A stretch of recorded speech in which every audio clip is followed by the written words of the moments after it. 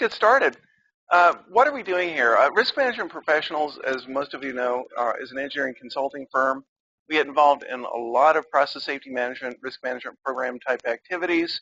One of our fortes is PHA and LOPA, and also the consequence analysis support that goes along with that, and all the various specific programs, such as inherently safer design issues, HCA, and more recently, as an extension of mechanical integrity, DMR, and as an extension of doing PHAs, some of the safeguard protection analysis activities, which we'll be discussing a little bit later. We try to stay on our game. We try to share techniques internally, and we use these webinars as a part of our outreach program to also share what we consider best practices with members of the PSM and RMP community. So that's what it's all about, is doing a good job and keeping things safe for folks. And we'd like to feel we're part of the industrial community that's getting it done at the sites, and also the regulatory community that's helping with oversight and rolling out best practices so that people can do great jobs. So that's why we share these kind of activities. Our discussion today is going to focus, this is part 3 of our, there's a lot to talk about, so it became a 3-part webinar on the updates that are currently ongoing at the federal and the state of California level with respect to PSM and RMP programs. The CalARP acronym that you see in the upper right-hand corner is California Accidental Release Prevention Program. That's basically an offshoot of RMP and is the state accidental release prevention program for California. So that's undergoing evolution, as well as things at the federal level and the PSM application in the state of California. That'll be the focus of today, and we're going to build on our previous webinars with talking about some of the other changes that have occurred that we haven't talked about before. The key presenters are going to be myself, Steve Maher, and Jordan Schultz. A little bit about background on Jordan. He's got a chemical engineering degree from the University of Tennessee in Knoxville. He's been involved in a lot of HAZOP and LOPA activities at Risk Management Professionals, as well as dispersion modeling and a number of other activities that he's had the good fortune to be involved with. Today he doesn't have good fortune. His misfortune today is actually working with me on our webinar, but he's going to do a great job for you in a few minutes. For me, I've been around the block a few times. I've been actually involved in PSM-related activities before it became PSM, helping folks with design efforts and rolling out what was kind of a precursor to HAZOP studies. Got a couple of degrees. I was lucky enough to pass chemical engineering and mechanical engineering professional engineering exams. I've been involved in the technical steering committee with the CPSMR in the distant past, and I've been involved in some really terrific projects and some really interesting efforts that have really, I think, really set the pace for some really good applications out there. The key topics we're going to talk about, that's enough about speakers. The key topics we're going to talk about is a little bit of an update on what's going on with the expansion and modernization initiatives, talking about some of the elements we haven't talked about before, plus a little update on damage mechanism reviews, and then talk about general implementation strategies, and then open it up for question and us providing answers. So let's talk about the expansion and modernization initiatives that are going on right now. The 2 images that you see on the screen you probably recognize as the Texas City accident in the lower right-hand corner, and a refinery fire that occurred in 2012 in the lower right-hand corner. Both of those have occurred in this decade, and we're part of a number of things that have occurred that kind of catalyzed regulators to take a fresh look at safety management system programs. Safety management systems is maybe a term you haven't heard, but it's kind of like the overall encompassing term for process safety management, risk management programs, safety and environmental management systems for offshore facilities, even safety cases overseas, and state accidental release prevention programs. They're all encompassed by the concept of management systems to control safety, hence safety management systems. So it's really this overall universe of SMS programs that the regulators are taking a fresh look at. So who is looking? Well, CSB is the Chemical Safety Board, a federal agency that you should be familiar with. If you're not, there are links to them on our website. At the federal level, we've got the U.S. EPA and federal OSHA that are taking a fresh look at RMP and PSM. At the state level in California, there's an interagency refinery task force, as well as various municipal groups, such as Contra Costa County and the city of Richmond, that are taking a fresh look at how they're rolling out and overseeing safety management system programs in their jurisdiction. Right now, in terms of the rollout of new regulatory requirements, California Office of Emergency Services and CalEPA are working together to update the CalARP program, California Accidental Release Prevention Program, and the California Division of the Occupational Safety and Health, CalOSHA, has rolled out a separate parallel regulation, 5189.1, that's applied only to petroleum refineries at this time. It's meant to echo the concepts of 5189 with respect to performance-based standards, but add some additional features, add additional requirements that apply primarily to petroleum refineries. And it's those additional requirements that is really the focus of what we're talking about today. In terms of an update, not a lot's happened since our last webinar on July 30th. So the May 26th rollout of the draft CalARP requirements and the draft 5189, those still apply. The CSB investigation of a February 18th refinery incident is still ongoing, and you can expect to see some feedback with respect to management of change, process hazard analysis, and also mechanical integrity issues, as well as regulatory oversight in California as part of that.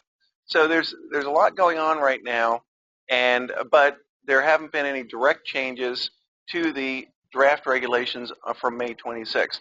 So what we're going to do is, in our part 3 of this webinar, is really close the loop and talk to you about the elements that have changed significantly that we didn't talk about before. So what are those elements? This is the universe of PSM that most of you are familiar with. These are the federal requirements. They're identified. You're probably familiar with the acronyms, and you're certainly familiar with the program elements. This is the universe of PSM. And I'm going to focus on PSM because there's a lot of effort being made to harmonize the updates to the CalARP program and the updates to the PSM program in California that apply to refineries. Although the CalARP update is encompassed in the same regulation as Program 4, and for those of you who are in this business, you know there are 3 program levels for accidental release prevention programs in general.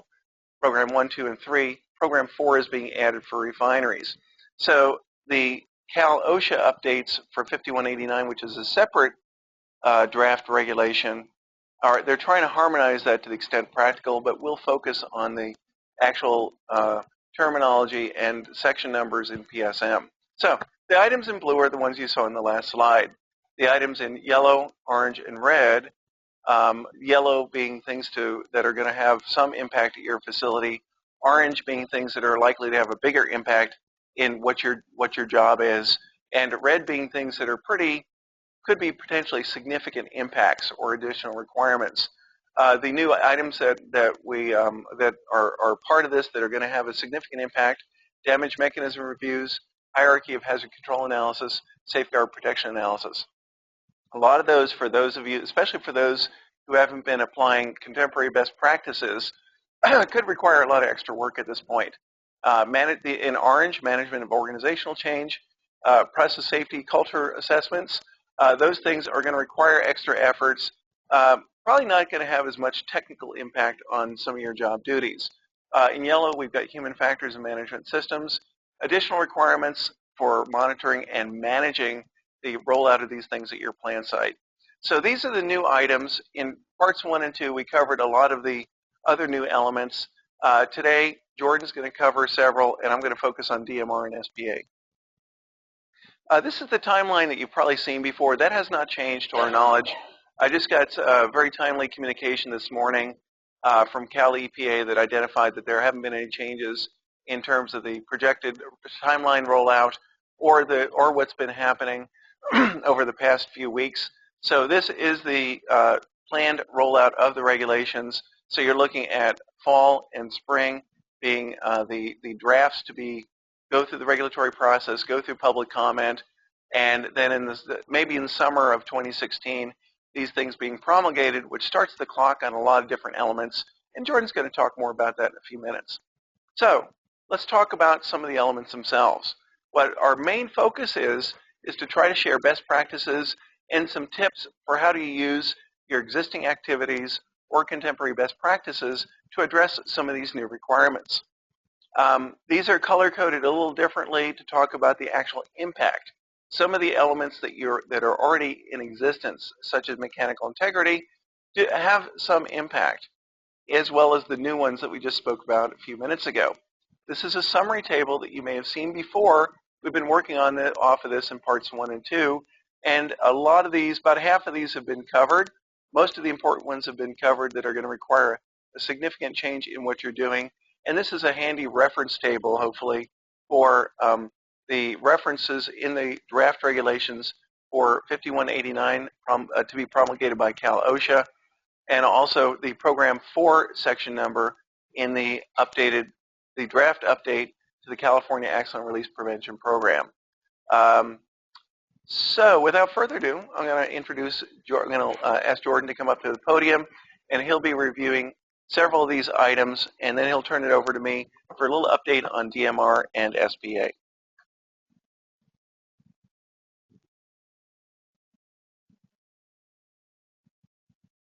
Like Steve said, I'm Jordan Schultz. I'm just going to do a brief overview on some other elements that we haven't quite touched upon or expand on them. The first one would be the management system. We've kind of briefly touched on this. I bring up kind of a general overview first, and then we'll go into more specifics on a few of the items. As we've stated before, it's reviewed and updated at least every 3 years. This is obviously pretty in tune with compliance auditing, so I would probably consider, from an implementation standpoint, looking into maybe consolidating the two efforts. Develop annual goals to achieve continuous improvement in all subsections. Put together some written PSM policy and procedures. Track and document all changes of the program.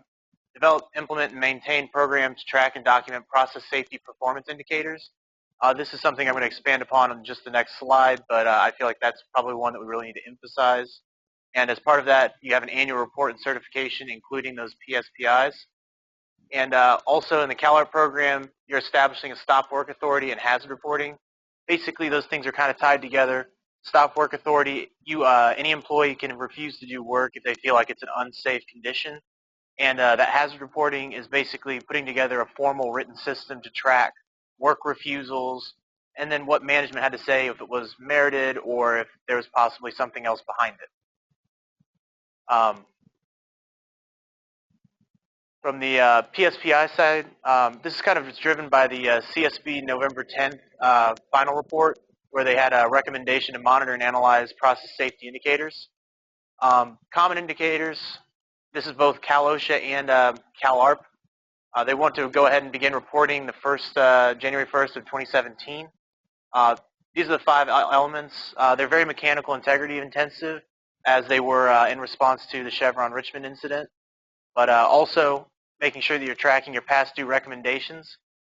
And CalOES is going ahead and putting these on public websites, so that way the public can read through it and see kind of if they're by a refinery, how that refinery is doing and how they're tracking everything. Also in Program 4, they want you to go ahead and develop a site-specific individual list. So you're going to have to do all of those common PSPIs, and then that's also going to help with benchmarking across the state to see how you're doing these and how your inspection programs, your mechanical integrity is holding up. As for the site-specific list, those are also going to have to be reported annually.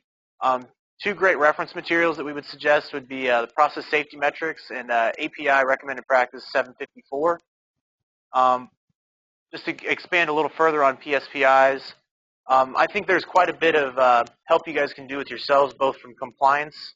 Obviously, those common PSPIs are very intensive on mechanical integrity, but tracking things like, say, your MOCs, some of your training and things like that, they aren't explicitly required, but I feel like that's going to really help keep programs intact and up and moving very well with minimal effort, and it's going to kind of basically make you track those better instead of just finding out every 3 years when you audit the entire program. Another element, management of organizational change. This has been touched upon briefly, but it includes an assessment to address the experience levels of employees and describe the change and what the team was made up of, why they decided what to do, and what they think we need to do to go ahead and make sure that everything is going to be safe. This is in response to quite a few incidents in the past that CSB has looked into, basically saying that we've changed staffing levels, maybe a key person left and then somebody less experienced came in, or maybe part of the job description that was kind of informal, he was going ahead and taking care of, and that wasn't picked up by the new person. This ties in, like I said, ensure job functions are up to date and accurate for all affected positions. And you have to document the following: results of the analysis, team makeup, what factors were considered, did you decide to go ahead and make that change, or is there something else you need to be doing, and the basis for those decisions. Also, you're going to be required to do a human factors analysis, and just like any MOC, you're going to have to train your employees and make sure they know what's going on before you go ahead and implement that change. Moving into the human factors side of it, develop, implement, and maintain a written program to document and analyze human factors. You have to evaluate staffing levels, complexity and time needed for tasks, level of training and expertise, looking at your HMI, physical challenges of the work environment, employee fatigue, communications, and the clarity of your SOPs and maintenance procedures. Obviously, part of that too would be, say if you have a largely Spanish-speaking workforce, going ahead and making sure that those are available in the language of the user. And then an analysis of the human factors. Basically, you're going to go ahead and start pulling in incident investigation, PHAs, MOCs, your SPAs and your HCAs. A couple examples of things to go ahead and look at are listed right there. Also, like I said, assessing the human factors in new SOPs and maintenance procedures, and as well as existing ones, and then revising the procedures accordingly. You're already being told to do this, but it's going ahead and making sure that this is included and documented as part of an analysis rather than just looking for a certification statement. You have to get ahead and get 50% of those done within the first 2 years and 100% done within 3. Also making sure that you're providing training to operations and maintenance personnel. Once again, this kind of dovetails back into your training sections you already have in place. It's just kind of tying everything together in an organized fashion. And ensure that the representation is there for the development and implementation of the human factors program. Incident investigation. You're obviously already required by the regulations to investigate incidents, but they've gone ahead and taken it a step further and established that you need to do root cause analysis. Obviously specifying that somebody needs to have RCA experience to be performing it. Also, they've gone ahead and said that you need to go ahead and look at underlying management system causes as part of that RCA rather than just going ahead and finding what, say, happened in the plant itself rather than what could have been, what's maybe a cultural problem. Review the results of your PHAs, HCA, SPA, et cetera, to go ahead and make sure that, was there something missed during those efforts, and does some of this information from the incident investigation supplement what was already done and go ahead and update or conduct these things as they're needed. Developing recommendations, you're going to have to go through the same kind of process. They've also established some pretty rigid timelines. Assemble the team within 48 hours and launch the incident investigation. That's pretty standard, but making sure you have that initial report within 90 days and you've issued a final report within 6 months. Process safety culture assessments. This is kind of all in a similar vein where they're going to go ahead and start tying together all of your elements and making sure everything comes together cohesively. It should address encouragement for reporting safety concerns. Your rewards don't deter your reporting safety concerns. Safety isn't compromised by production. Leadership at all levels and process safety. And the human factors program is included in all of the PSM elements. You should include methods used to assess your process safety culture, conclusions, the rationale behind those conclusions, recommendations coming out of that PSCA, and you need to go ahead and complete that report within 90 days of when you finish doing that assessment. And it has to be signed off by the refinery manager. Just a couple brief new updates. OSHA PSM has gone ahead and put out some interpretation / enforcement letters. There are 3 currently. ragged gap enforcement, they've gone ahead and stated much more explicitly kind of what they're looking for when it comes to documenting ragged gap. The retail exemption, obviously, if you're looking from a refinery side, this isn't quite as important, but for some of our general industry people, this obviously has pretty big ramifications. They basically said that if you're not under the SIC code 44 or 45, that you're probably not going to be eligible for taking that retail exemption. So places like fertilizers and other things that have been other emphasis points for OSHA will be going ahead and getting affected, and they won't be able to take some of those exemptions. They did note, they basically came out with a second letter that said, hey, they're not going to immediately start enforcing off of this. There was a 6-month grace period from July 22nd. So that'll be rolling out pretty soon, but you definitely have a little bit of time to get up in front of it. And covered concentration, they've gone ahead and said that they want to start using EPA's 1% policy rather than the commercial grade thing they used earlier. Obviously, if the regulation in that appendix goes ahead and states a concentration explicitly, that concentration still applies. This is only talking about commercial grade things. And also, they've gone ahead and said that there's other enforcement and interpretation letters are supposedly coming out pretty soon. There's no exact timeline on when that's happening, but we've been told that that is coming through the pipeline. And from California, there's this Senate Bill 612. The biggest item from that would be going ahead and CUPAs are going to get a general duty clause where they can go ahead and make judgments and things that they see that's not necessarily driven by the regulation, but they want to go ahead and make sure that they're enforcing off of. There are also new mapping requirements. A lot of times different agencies use different requirements, and they're basically saying that to do that, they want to go ahead and have a governmental body that's saying, yes, we're going to go ahead and regulate this way. And they've done other general program for, like, say, underground and above ground storage, SPCC, hazardous waste. The link right there can go ahead and point you that way. I'm not going to dive too far into those items. And with that, I'm going to kick it back to Steve to talk about DMR. Jordan, thank you very much. Audio coming through okay? All right, good. All right, Jordan, again, thank you. What I'd like to do is focus on 2 key elements, then close it out, and then open it up for question and answer. 2 areas I'm going to focus on are damage mechanism review and damage mechanism reviews, and also safeguard protection analysis, DMR and SPA. For DMR, there's more information that we provided in part 2. What I wanted to do is I did get some comments and clarifications from our last webinar. What I wanted to do is share with you a couple of other things to kind of fill in some gaps.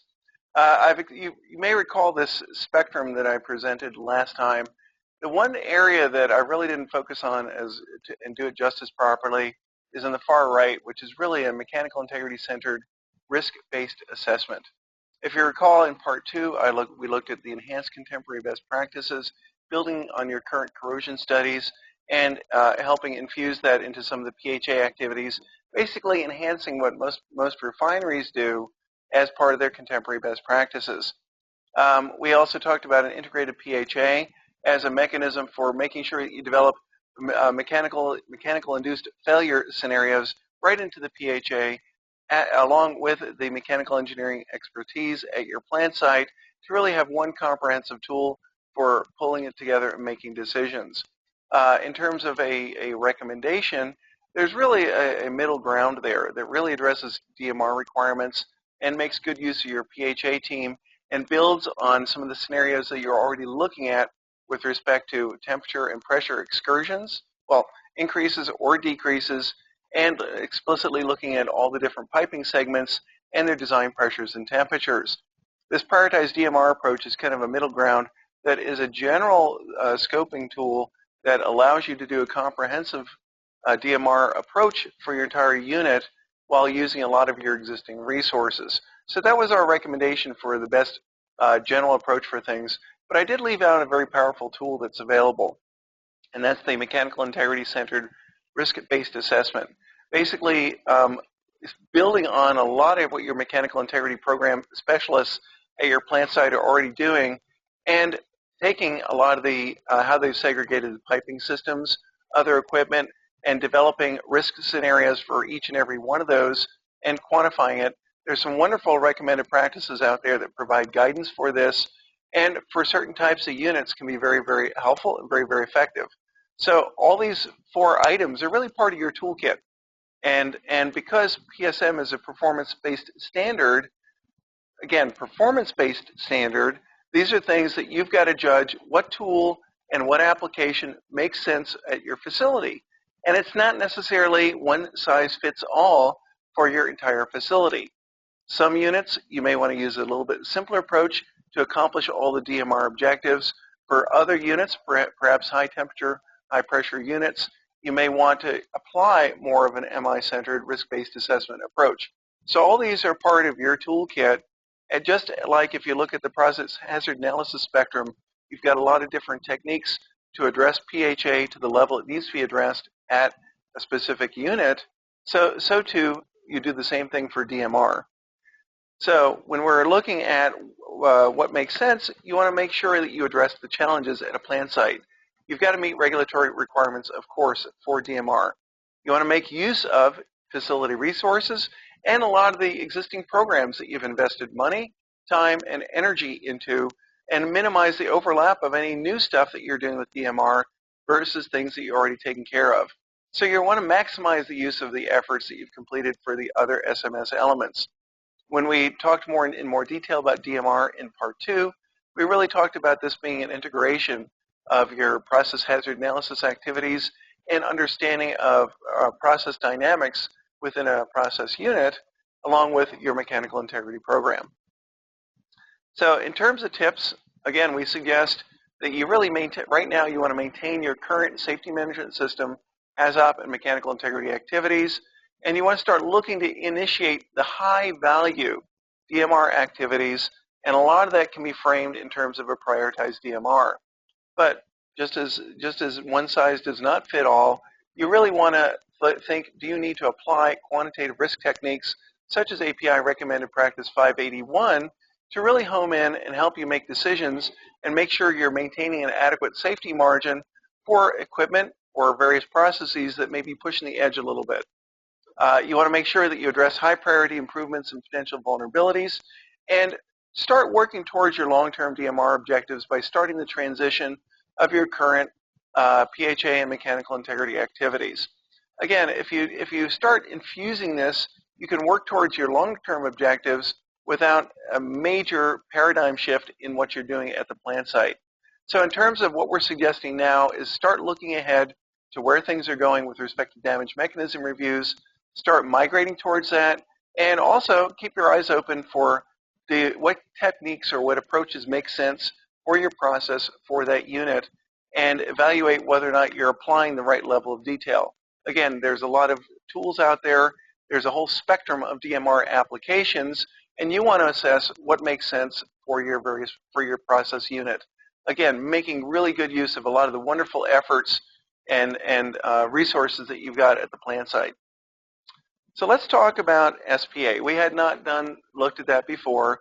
Safeguard protection analysis may sound a lot different, like a new thing, but it's really an extension of what a lot of people are doing right now as part of contemporary best practices. The stated objectives are really to evaluate the effectiveness of existing and combined safeguards for all the failure scenarios that you're looking at in the process hazard analysis. You want to make sure the safeguards are independent of the initiating event and each other. Why is this coming about? Well, if you look, you probably have tuned into our HAZOP webinar series. We take a lot of pride in the quality of the HAZOP studies we do, and we try to roll out our best practices as part of this webinar series, and we have a whole series on HAZOP studies and LOPA applications. When you're looking at best practices, you've got to be very careful because people tend to blend issues, and they tend to not be as careful as they should, and that's human nature, in terms of properly segregating the initiating event and the safeguards that you're looking at. And a lot of times, people don't realize that there may be common mode failures or common elements there.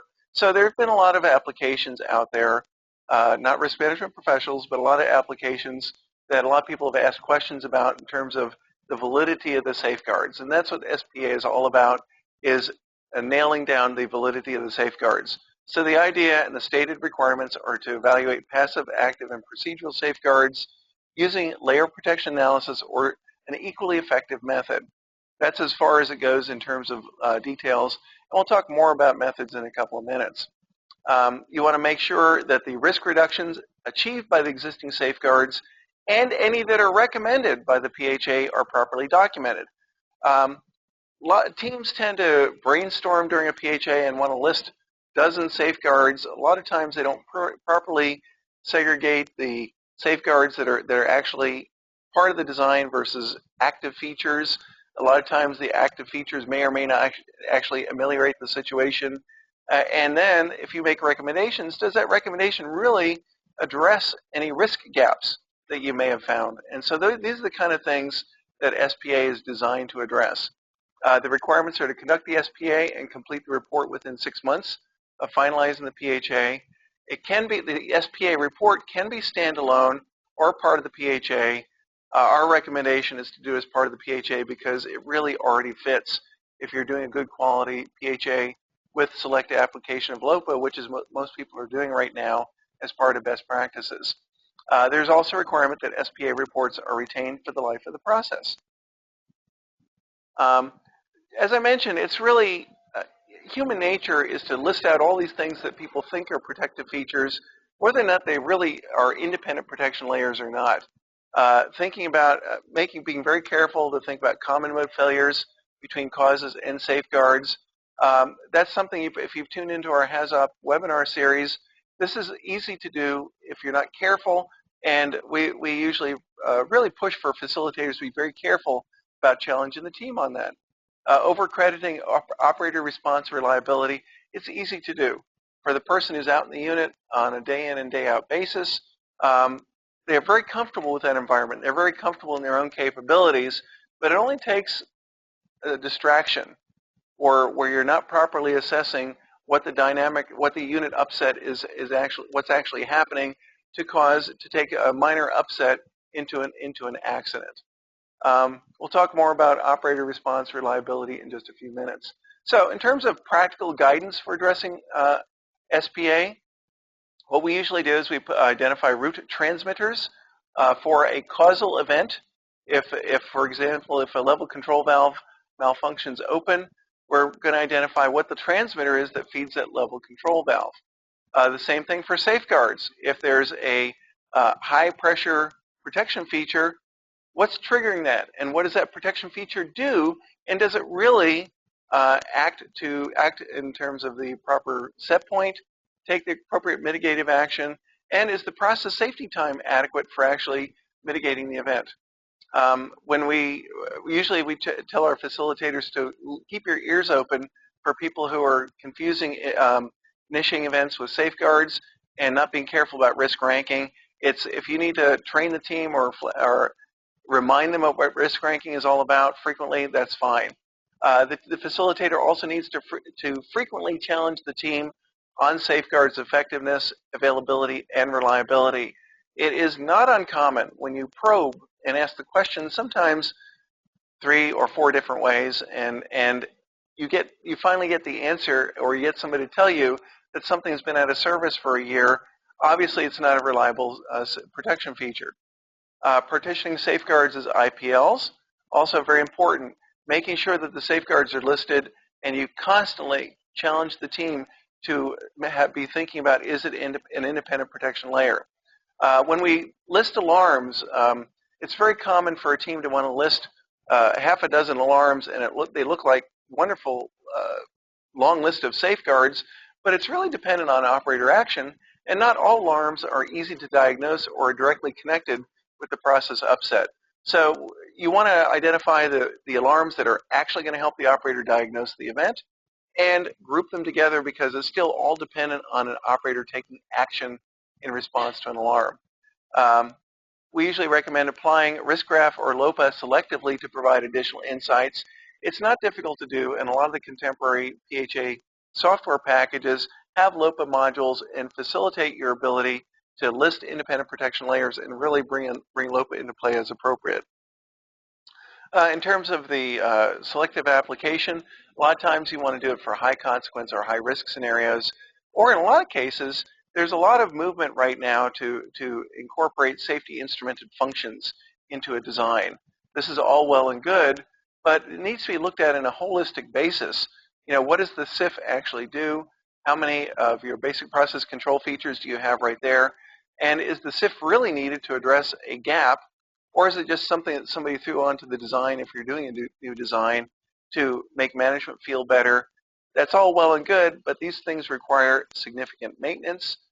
It's not just the capital cost, and it's not just the capital cost. Making sure that you calibrate, test, and maintain safety instrumented functions to make sure they function properly, that can be a lot of effort and be a significant drain on your maintenance budget, which is okay if it's important. But if you're spending a lot of time maintaining features that aren't really necessary to maintain the safety at the plant site, are you taking away from other things that your maintenance department should be doing? So this is another important thing that we like to apply LOPA for, is to really look at the importance of safety instrumented functions. And if you're doing a design assessment, is it really needed? I mentioned before about operator response to alarms. Whenever as part of the SPA and as part of good contemporary practices, you want to think about, is the operator there? Can they hear the alarm? Are they able to understand what's going on, diagnose the event clearly during this process upset, get any permissions to take corrective action, initiate the corrective action, and the process safety time for the corrective action to mitigate the event? These are things that you need to think about with respect to the reliability of operator response if you're putting it in as a safeguard. So, in general, safeguard protection analysis is designed to validate the effectiveness of your safeguards that you're putting in there. LOPA is a good tool for doing that. It is mentioned as part of the regulatory requirements. And realistically, for those of you who are doing good contemporary best practices, implementation of SPA is a very minor increment to what you're already doing. So that's in a nutshell, that's what SPA is all about. And the great news is that it's a very minor increment to what you're doing, again, if you're following good contemporary best practices. Let's talk about where we're going and general strategies right now. You may have, I wanted to flash this up. This was also in part 2. This is the universe that's currently being proposed. The nice thing is that even if there's a desynchronization between the federal requirements, and there will be until FedOSHA, well, there certainly will be until FedOSHA and US EPA go ahead and promulgate their updates to PSM and RMP, but that will be desynchronized from the state programs over in California that apply to refineries. The area in orange are the new elements, and fortunately there is a lot of harmonization that the regulators have done to synchronize to the extent practical, given their jurisdictions, the different applications of the new Program 4 requirements for CalARP and also the new 5189.1. In terms of resources for handling all these things, I hope you've benefited from part 1 and part 2, and that you found something useful in part 3 in terms of how to address these things. I've made a list of some papers that are available off our website, some webinars that can also be viewed that have been keeping people abreast of the program evolution and also how to handle the different elements. Again, there have been a number of different webinars that we've been providing.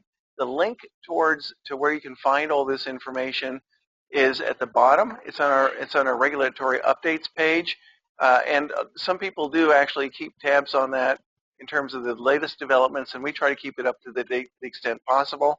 Obviously, if you know of any other changes or whatnot, we would appreciate being informed. We'll go ahead and keep it up to date and make sure everybody's on the same page. Just to close out in terms of what's been going on, agencies are taking a fresh look at these programs. The current focus is California and refineries. The CalARP updates are Program 4. It's adding a Program 4 to the 3 programs that currently exist for CalARP, and the Program 4 elements are specifically for petroleum refineries. The new CalOSHA draft PSM standard 5189.1, the focus is refineries. However, all of us should be watching this as and looking for this to start being looked at as contemporary best practices and things that people would expect if you've got a highly hazardous facility in terms of applying some of the new elements and some of the new protocol. What you want to do is, if you're in charge of non-petroleum refinery facilities, is at least be aware of these things and make a conscious decision that it doesn't apply to you, and that there's a reason why you don't need to apply it as part of a best practice at your facility. There is the potential for expanding these new requirements to other highly hazardous facilities in California. There's also a potential for expansion to non-California petroleum refineries. We still don't know, although there have been requests for information produced by FedOSHA and US EPA, those really aren't, the regulatory changes have not yet been drafted. Also, as Jordan mentioned, there's a Senate bill in California that identifies the owner-operator responsibilities as part of general duty. We've identified in previous segments that it's something that everybody should be sensitive to in terms of a general duty to protect employees and the public and the environment. This Senate Bill 612 that just came out recently puts that in writing. Again, keep in mind the fact that they're not synchronized and not harmonized yet. Well, there's some harmonization done, but these programs aren't synchronized. Just by applying the new CalARP requirements or the new CalOSHA PSM requirements doesn't mean that you've addressed the other regulations. I'm hoping to see more long-term movement towards synchronization. This did happen in the 1990s when we had a desynchronization of programs between the federal PSM and RMP and the state program in California, which is the Risk Management and Prevention Program. Synchronizing these programs is valuable not only at the plant site, but also for the regulatory community providing oversight. So I would expect to see more long-term synchronization and these programs to converge more and more as time goes on.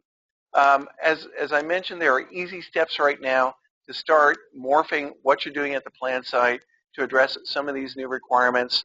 As long as you take it in a stepwise fashion, it doesn't have to be a paradigm shift or all that difficult. It is recognized that there's going to be tight schedules and some resource shortages for folks who know how to do this. Once these draft regulations, if they're promulgated as is, once they get promulgated in summer 2016, they're likely to be tight schedules, the tightness of resources, and a recommendation from our key regulators to start applying the high-value, high-priority elements right now. Because the schedules are going to be tight, if there's been a good movement and a good faith approach or good faith attempt to implement some of these things, they won't be focusing on those applications but other things at your facility. Some of these things are also much easier to do early in the design phase. Hierarchy of hazard control analysis is a good example. You may know it as inherently safer design practices, that the sooner you start doing that in your design, the less potential for a significant change later that would be much, much more expensive. So if you're responsible for these programs at your plant site, carefully monitor this evolution of these PSM and RMP programs, especially in California as applied to petroleum refineries. Focus on what you need to do at your plant site to make sure you're applying contemporary best practices, and focus on the long-term success of your facilities programs, and develop a strategy for effective implementation. What you don't want to do is bury your head in the sand right now. There are a lot of changes. You are going to be required to make a lot of more modifications to your programs. Doing it in an incremental fashion is going to be a lot less painful than having to jump through hoops at the 11th hour. Okay, good. Let me talk a little bit about resources and what's coming up while you guys think of questions, and then I'll open up for question and answer. I'll bring Jordan back to the podium, and we'll take any questions that you want to provide, either audibly if you want to be taken off mute, or if you want to provide them to our producer, David Childs or Elena Hernandez, via the chat window. Coming up, we've got a number of things that you can benefit from in terms of our outreach program. We got a general industry PSM RMP CalARP program, common deficiencies and tips, things that have tripped up people before, and we wanted to go and share these things. These are things to definitely look out for at your facility. We're co-hosting a regional workshop on September 22nd in Bakersfield, California. and talking about these dynamic regulatory requirements. And what do you do? The morning session will be focused on general industry, afternoon the oil and gas business, and what should you do right now, and how do you address some of these new requirements. We've also got several webinars coming up that might be of interest, case studies, application of HAZOP and LOPA during the design phase, and also how do you go ahead and really supercharge your design activities by using HAZOP and LOPA to do problem solving and help move the design process forward. So that's what's coming up, and you've had time to think of questions, so let me open it up and let me invite Jordan back.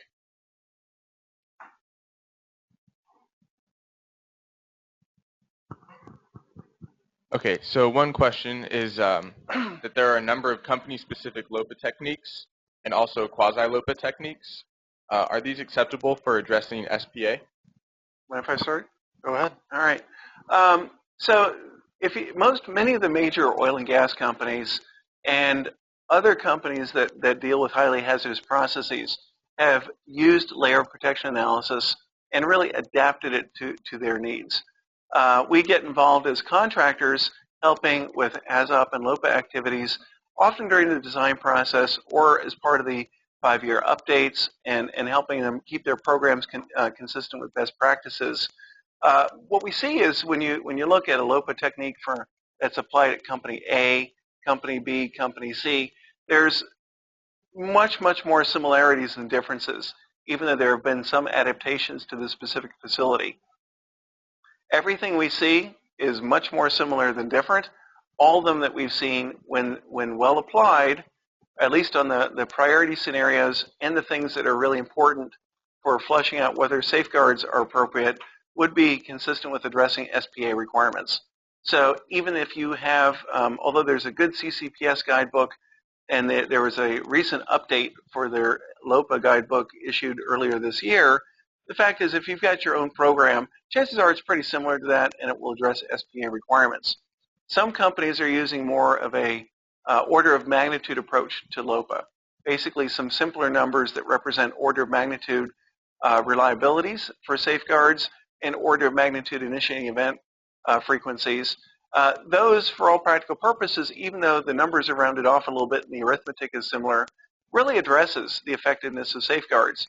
So even though it's not LOPA per se, it really, although it's using round numbers and order of magnitude approximations, really addresses LOPA objectives. So all these programs meet the, from what we've seen and what we've been called into, meet the requirements of safeguard protection analysis with respect to LOPA application. Did you want to answer that? Yeah, I just guess kind of like you said, basically it do say an equally effective method. So the onus would be on the company to kind of prove that it's an equally effective method, but as long as, like Steve said, a lot of the programs we've seen are effective, they're just doing kind of different number work. So I don't think there should be any issues.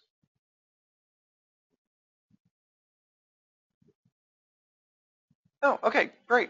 Well, if you do have other questions, the phone number for Jordan and myself is on the screen. You've also got some email addresses. Feel free to call. This is a very dynamic time for everybody, and happy to answer questions. And also, let me thank everybody for tuning into the webinar. And a lot of the folks most of the folks who are tuned in are very busy, recognize how busy you are trying to take care of programs at your plant site. And it's probably frustrating in a lot of cases because you get pulled in a lot of different directions. And trust me, being part of your safety program often is a thankless position.